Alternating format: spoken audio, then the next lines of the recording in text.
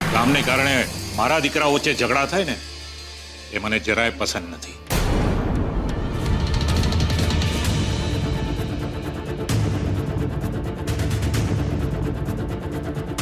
ઉત્કર્ષ, આવતીકાલે આપણે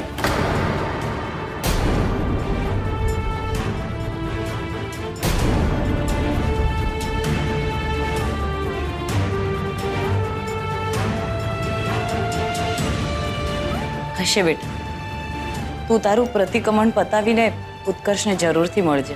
મળવું મોટી વાત નથી મમ્મી, પણ ઉત્કર્ષે પણ મળવું પડશે ને, પણ મનથી.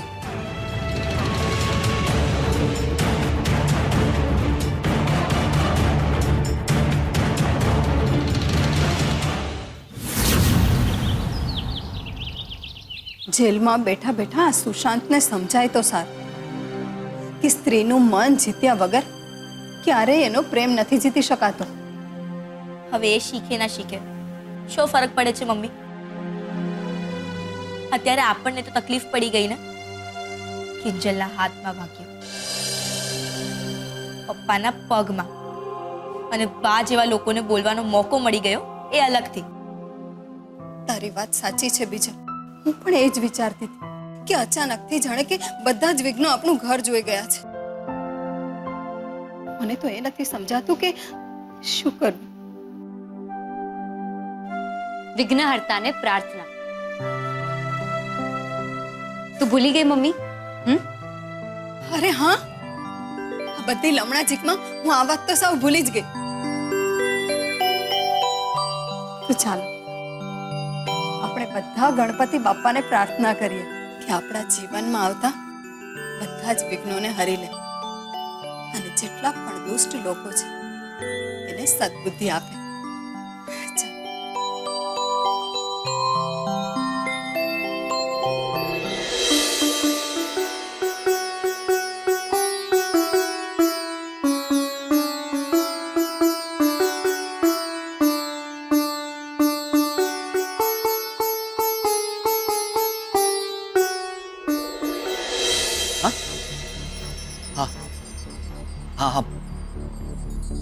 હા પાક્કું.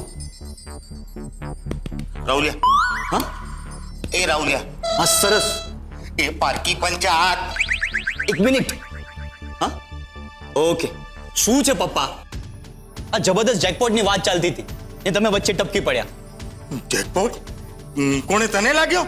અરે કેટલાનો લાગ્યો? 1000 લાખ કે પછી લાગ્યો છે ને તો લાવ લાવ લાવ લાવ પૈસા લાવ. અરે શું પૈસા લાવ પૈસા લાવ પૈસા લાવ કરો છો? પપ્પા સૌથી પહેલા છે ને આ તમારા મોઢામાંથી પૈસા નામની લાટ ટપકાવવાનું બંધ કરો. અરે આ જેકપોટ બીજી જ વાતનો છે. એમ તો મારે શું? ઓ પપ્પા જાઓ છો એને પેલા વાત તો સાંભળીને જાઓ. અરે પપ્પા ખુશ્બુના જાસૂસ કામે લાગી ગયા છે. એમ? મંદિરે, બસ ડેપો, બજારે, બધે જ. ઇન્સ્પેક્ટર રાણાના હાથે મને માર ખવડાવ્યો હતો ને, હવે જુઓ કિંજલનો કેવો ઝેર પીવાનો વારો આવે છે. તાપી નગરની ગલી ગલીએ વાત ફેલાશે પપ્પા. હમ તુમ એક કમરે में बंद हो ઓર चाबी खो जाए. શાબાશ, બોલી બોલી બાની ગરથુતી બોલી. તે પપ્પા તમારી કરતુંથી.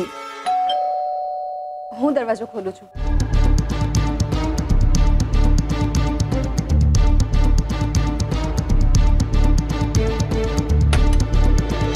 અરે ઇન્સ્પેક્ટર રાણા આવો ને. કિંજલબેન છે, કિંજલબેનનું સ્ટેટમેન્ટ લેવું હતું. હા હા કિંજલ. હા તને મળવા ઇન્સ્પેક્ટર રાણા આવ્યા છે, નીચે આવ. અરે રાણા સાહેબ, આવો આવો. ના ના બેસો બેસો મોહનભાઈ, ઊભા થવાની જરૂર નથી.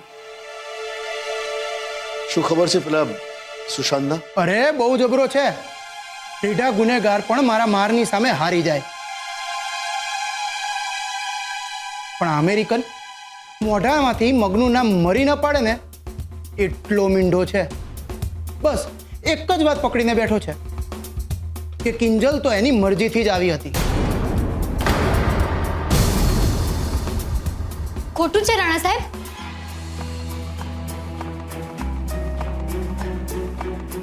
તમને ત્યાં હાજર પુરાવા પણ મળશે. પેલી દોરી જેનાથી મને બાંધી હતી ને પેલી લાકડી જે મેં સુશાંત પર ઉગામી હતી. હા, અને હા, કાચના ટુકડા પણ. હું જાણું છું કિંજલબેન, પણ આ બધી કાર્યવાહી કરતા પહેલા અમારે તમારું સ્ટેટમેન્ટ લેવું પડશે. એટલે આવો, બેસો.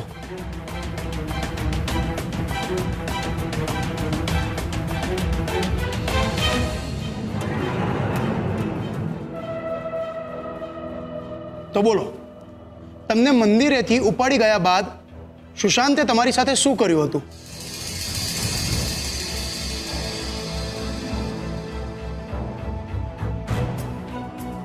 કિંજલ બેટા વિના સંકોચે બધું કહે છે. એમ સમજજે કે અમે લોકો અહીંયા હાજર જ નથી.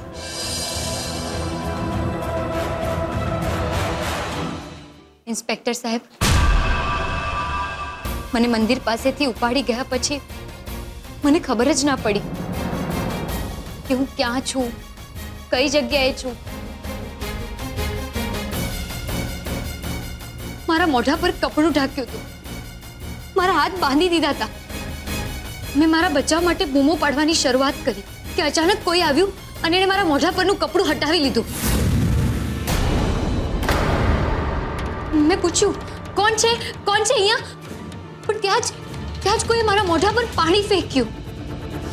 કોણ છે? કોણ કરી રહ્યું છે આ બધું? હા, ડરપોક, કાયર, હિંમત હોય તો મારી સામે આવીને બતાવ. પહેલા તો એણે મને સેન્ડવિચ ખવડાવવાની કોશિશ કરી અને જ્યારે મેં એની વાતનો વિરોધ કર્યો તો એણે મને એક ન્યૂઝપેપરના કટિંગમાં મારું ભવિષ્ય બતાવ્યું. કાલના ન્યૂઝપેપરની હેડલાઇન્સ: પ્રણય ત્રિકોણે લીધી એક છોકરીની ઇજ્જત. ને તોય જ્યારે હું એના તાબે ના થઈ તો એણે મને બીજું કટિંગ બતાવ્યું જેમાં લખ્યું હતું, દીકરીની કરતૂતને કારણે બાપે કરી આત્મહત્યા.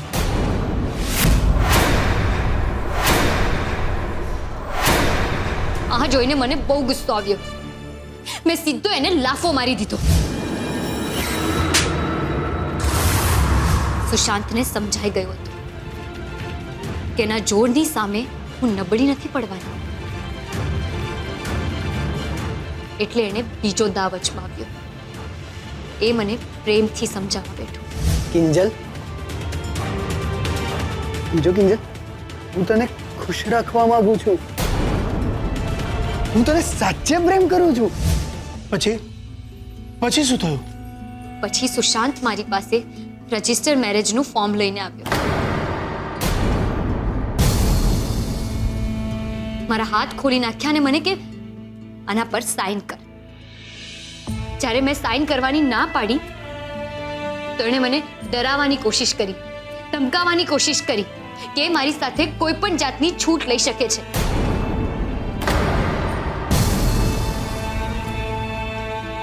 અને એ લઈ પણ શકતો હતો, પણ એ તો મારા નસીબ. એવું કંઈ ના થયું. ને એવું કંઈ પણ થાય તે પહેલા મેં મારી જાતને સમજાવી કે જો કિંજલ, તારે અહીંયાથી બહાર નીકળવું છે તો બળથી નહીં, કળથી કામ લેવું પડશે. મેં જોયું કે સુશાંત જમી રહ્યો હતો અને એની બાજુમાં પડેલો હતો કેચઅપ. મને અચાનક યાદ આવ્યું કે હા, સુશાંતને બ્લડ ઇન્જરી ફોબિયા છે. પણ સુશાંતને કેચઅપ અને બ્લડ વચ્ચેનો તફાવત તો સમજાય જ ને. એટલું તો મૂર્ખો હતો નહીં એ. તો પછી શું કરવું? એ છટકબારી શોધવા માટે મારે થોડા સમયની જરૂર હતી. એટલે મેં સુશાંત પ્રત્યેનું વલણ થોડું નરમ કરી નાખ્યું. મને ભૂખ લાગી છે, મારે જમવું છે. આ ઘરમાં અઠવાડિયા સુધી હું ને તું શાંતિથી ખાઈ શકીએ એટલી વસ્તુઓ છે,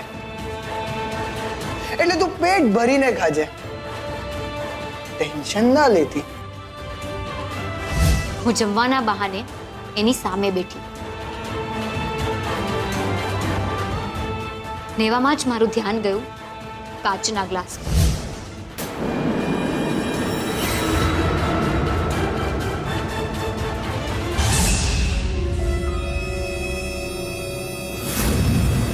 સુશાંત બેભાન થઈ ગયો હતો. હું એને બાંધી જ રહી હતી કે એવામાં મને પપ્પાનો અવાજ આવ્યો. તે થોડી જ વારમાં પપ્પા દરવાજો તોડીને અંદર આવ્યા.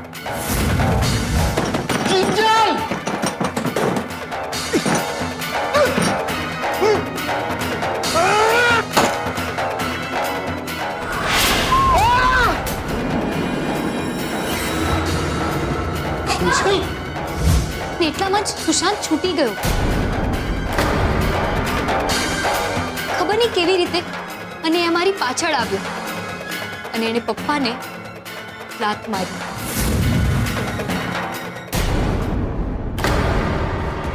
ને પછી તમે અને રૂપેશ જીજુ ત્યાં આવી ગયા. આગળ શું થયું એ તો તમને ખબર જ છે ને. થેન્ક યુ કિંજલબેન. આ બધી માહિતી ઉપરથી અમને સુશાંતના મોઢેથી સત્ય બોલાવવું બહુ સહેલું થઈ જશે. પણ તમે જે પ્રમાણે વાત કરી એ પરથી તો લાગે છે કે તમારી લડી લેવાની તાકાત અને તમારો જુસ્સો એ જ તમારી બહારે આવ્યા. એ મોહનભાઈ, તમે પણ ખૂબ હિંમત બતાવી. હવે ખબર પડી કે કિંજલબેનમાં આટલી તાકાત આવે છે ક્યાંથી.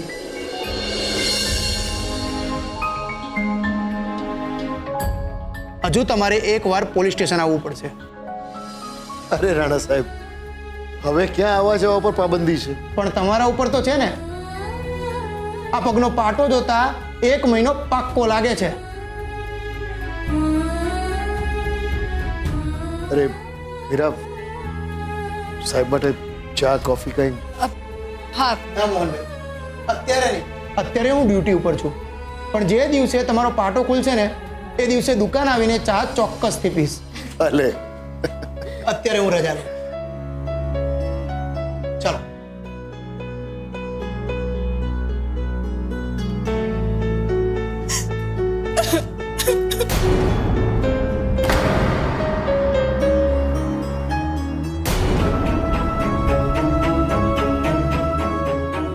મમ્મી મમ્મી શું થયું? મમ્મી તું આમ રડ નહીં. રડું નહીં તો શું કરું? મારી દીકરી બિચારી કેટલું સહન કરીને આવી છે. એ નરાધમને તો ફાંસીના માચડે લટકાવી દેવો જોઈએ. મમ્મી, ઇન્સ્પેક્ટર રાણાને એમનું કામ કરવા દે ને અને તું એકદમ શાંત થઈ જા. ને જો આપણે બહુ બધા કામ કરવાના છે. અરે ગણપતિ બાપ્પા આવી રહ્યા છે અને ગુલાબે તો દુકાનમાં બધી તૈયારીઓ કરી નાખી છે. અને મમ્મી, તારે લાડવા નથી બનાવવાના? હા બનાવવાના છે ને. હા સેજલ, બીજલ, તમે લોકો પૂજાપો, હાર, ફૂલ એ બધું તૈયાર કરી દેજો. એ જવાબદારી તમારા બંનેની. અને હા સેજલ, રૂપેશ કુમારના ઘરે ફોન કરીને કહી દેજે કે બાપ્પાના દર્શન કરવા આવે. હા મમ્મી, તું એ બધાની ચિંતા ના કરીશ. હું હમણાં મિચ્છામી દુક્કડમ કહેવા માટે ઘરે જ જાઉં છું, તો કહેતી આવીશ. બીજલ, તું ફુલહાર લેતી આવજે. હું ચંદન અને પૂજાપો લેતી આવીશ. અને હું મમ્મીને લાડવા બનાવવામાં મદદ કરીશ. આ હાથે અરે બાપરે, એ તો હું ભૂલી જ ગઈ. Mummy mummy mummy. કિંજલને હવે કેમ છે? અને રૂપેશ કહેતો હતો કે મોહનભાઈને પણ પગમાં ફ્રેક્ચર થયું છે. હા મમ્મીજી, પપ્પાને કમસે કમ મહિનો આરામ કરવું પડે એમ છે. અને કિંજલને પણ હાથમાં વાગ્યું છે. અત્યારે તો ઇન્સ્પેક્ટર રાણા સાથે બધી વાત કરતી હતી, સ્ટેટમેન્ટ પણ આપ્યું. આ બધામાં ગણપતિ બાપ્પાની બધી જ તૈયારી મારા ભાગે આવી છે. ઓહો, શું વાત છે! એટલે ઘરે ગણપતિ આવવાના છે એમ? હા પપ્પાજી, એટલા માટે જ તમને ગણપતિ બાપ્પાના દર્શન કરવા માટેનું આમંત્રણ આપવા આવી છું. તમારે બધાએ આવવાનું જ છે. હા હા, અમે ચોક્કસ આવીશું. અને હું તો કહું છું, આ રૂપેશને તારી સાથે હમણાં જ લેતી જા. એટલે એ પણ તને ગણપતિ બાપાની તૈયારી કરવામાં મદદ કરે. મારી તો ના જ નથી. ચાલો મેડમ, એટ યોર સર્વિસ. ને આ ઉત્કર્ષને પણ લેતી જા. નાના આંટી, મારે થોડું કામ છે. કામ વામ કઈ નહીં. જવાનું છે એટલે જવાનું જ છે. એ બાને મોહનભાઈના ખબર પણ પૂછતા આવાય અને સાથે સાથે મિચ્છામી દુક્કડમ પણ કરતા આવજો. સારું. ચાલો.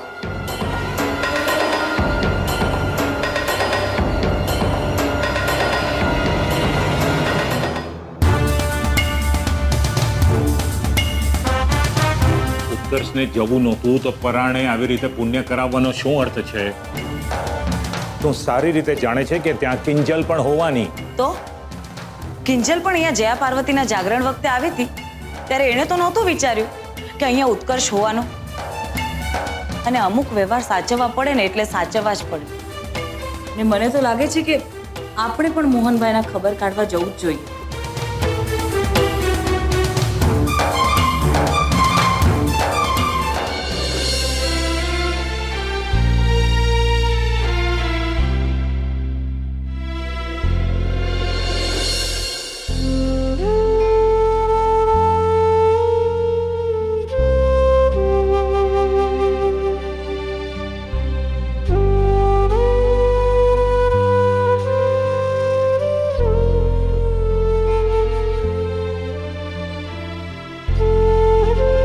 પપ્પા, પપ્પા, 2-3 દિવસ થઈ ગયા તમારા પગમાં તેલ નથી લગાવ્યું. રહેવા દે. મહિના સુધી હવે જરૂર નહીં પડે. પણ પપ્પા, આ એક પગમાં તો લગાવી જ શકાય ને? કહું ને, રહેવા દે. કમ સે કમ આ વાત તો તું મારી માનીશ. પપ્પા, તમે મને હજુ સુધી માફ નથી કરીને. ચાલો, આટલું તો સમજાયું તને. પપ્પા, રહેવા દે. હું મારી જાતને સંભાળી લઈશ.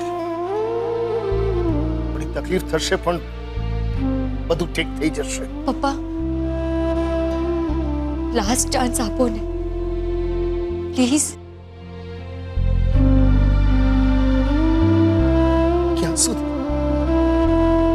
ક્યાં સુધી તું આવું બોલ્યા કરીશ મારી સામે? હા, પ્લીઝ પપ્પા, લાસ્ટ ચાન્સ, છેલ્લો ચાન્સ, પ્રોમિસ. હવે નહીં.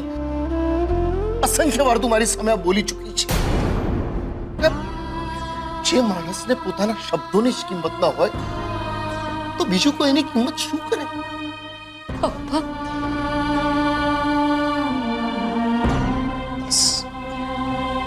રહેવા તે કહું ને, તું નાની નથી રહી કિંજલ. બા હંમેશા સાચું કહેતા હતા તારા વિશે. હૃદય પર પથ્થર મૂકીને કહેવું પડે છે. ક્યાં સુધી તું તારી આ મનમાની કર્યા કરીશ? હા, કહીશ મને તું? જામનગરને બદલે તાપીનગર શું કામ ગયા તમે? પપ્પા, મને થયું કે બસ હવે બહુ થયું. એ પપ્પા, તમે જ શીખ્યું છે ને કે અન્યાયની સામે લડવું, ડરનો સામનો કરવો. શીખ્યું છે ને તમે? હા, મારી આટલી વાત તો તને યાદ રહી? બેટા, આ દિન સુધી તને માત્ર પપ્પાની શિખામણોની પડી છે, તારા પપ્પાની નહીં. એક વાત બરાબર સમજી લે બેટા કે આગમાં પાણી ન પડે, આગ સાથે હવા પડે ને તો ભવિષ્ય ભડકો હોય.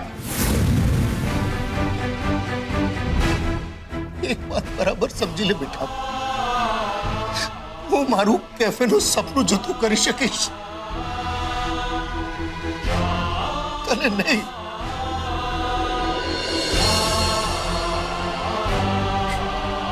આઈ એમ સોરી પપ્પા, આઈ એમ સોરી.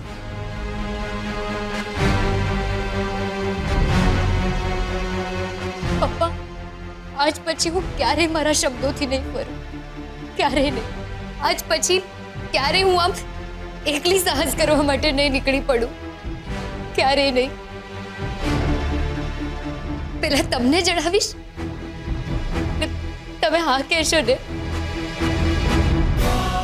જાઉં છું, નહીં તો નહીં.